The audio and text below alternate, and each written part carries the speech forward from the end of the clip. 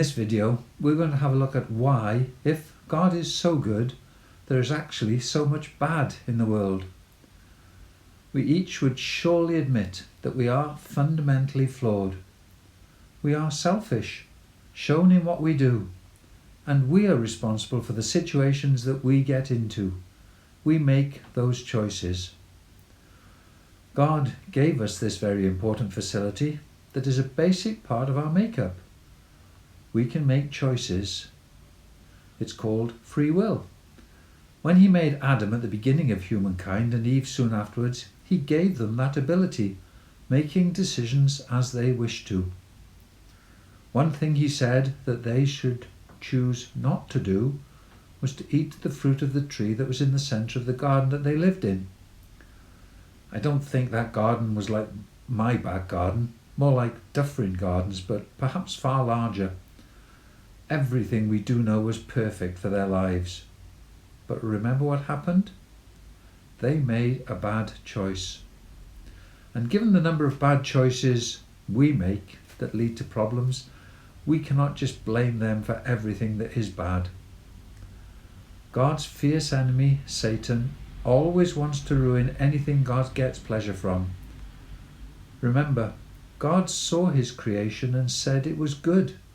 He looked at the pinnacle of his creation, humans, and said it was very good. The disobedience that Satan was instrumental in bringing about is what has brought about all the bad things in this world. The Bible explains it perfectly well. That's why things are so bad in this world. And we see it in so many little pictures.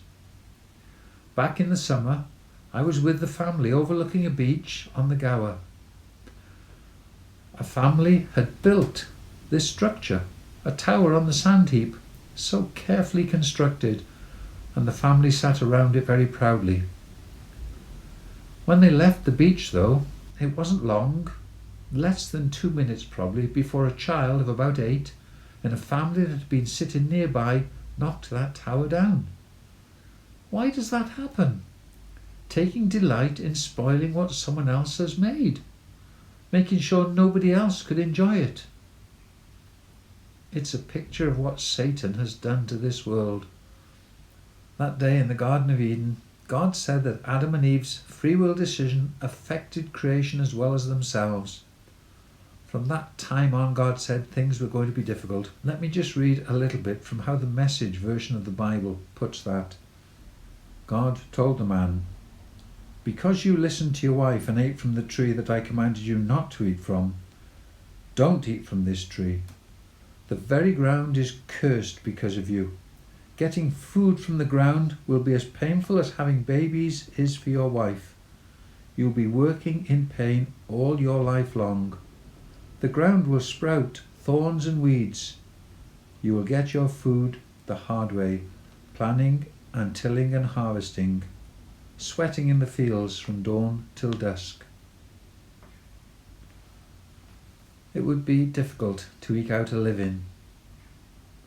This planet is broken because of that, and we have been fully responsible.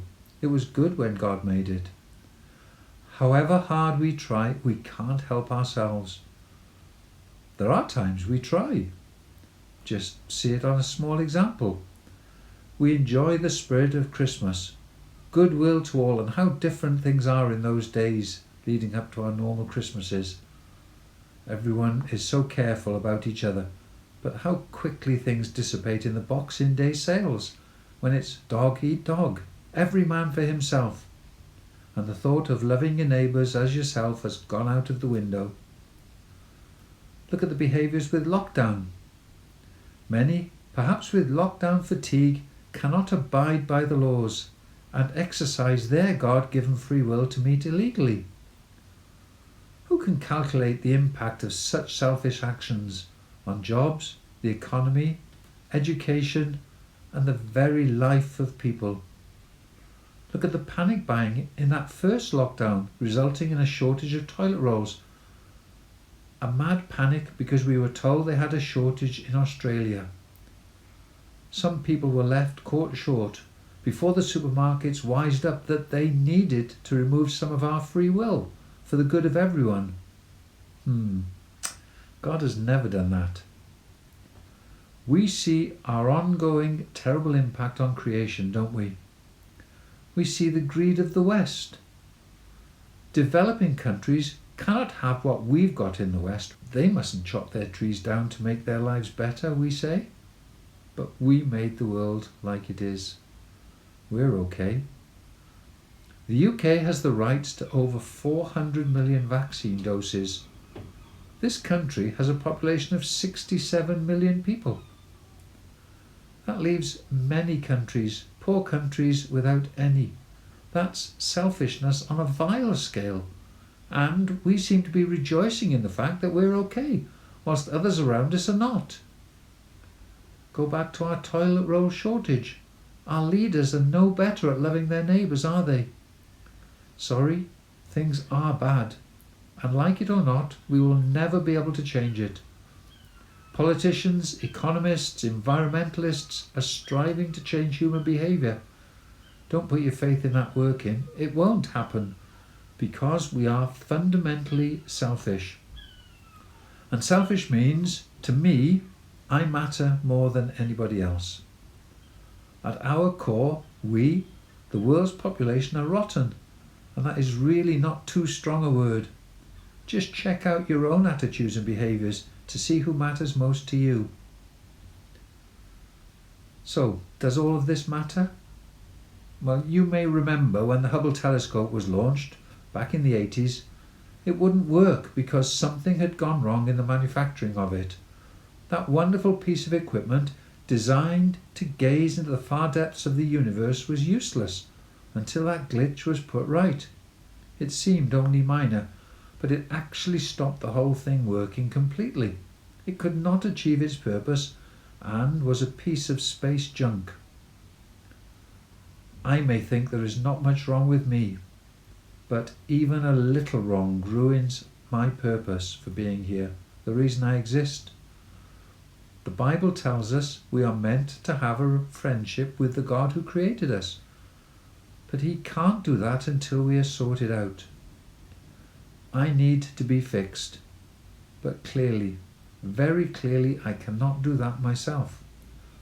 So, who could? God is the obvious person to turn to. Why doesn't God fix these things? Why does He not stop the bad things happening? Perhaps He is not good after all. Or perhaps He is good, but He does not have the power to deal with it. Next time we'll have a look at those questions. If there is no one to help, we are in far more trouble than we realise. Why do I say that? Because bad has to be dealt with. Justice has to be handed out to the perpetrator. We could not accept that a serial killer such as Fred West would walk away scot-free. That would be wrong. When I read that in South Korea they reduced the sentence for a crime committed whilst behaviour was impaired by alcohol, I raised my eyebrows. That makes you wonder how those at the receiving end of the crime feel. God's standards are immeasurably higher than you or I have. How many things have I done that have offended God? Can I argue I was impaired by the very flawed nature I have? All of the wrongs are against Him. How does He feel? Surely He needs to bring me to book for that, even though He knows I am flawed. We are getting to that. It'll be a couple of videos ahead yet, but if you can't wait, please do contact us on the church's Facebook page. Thanks for watching. See you soon.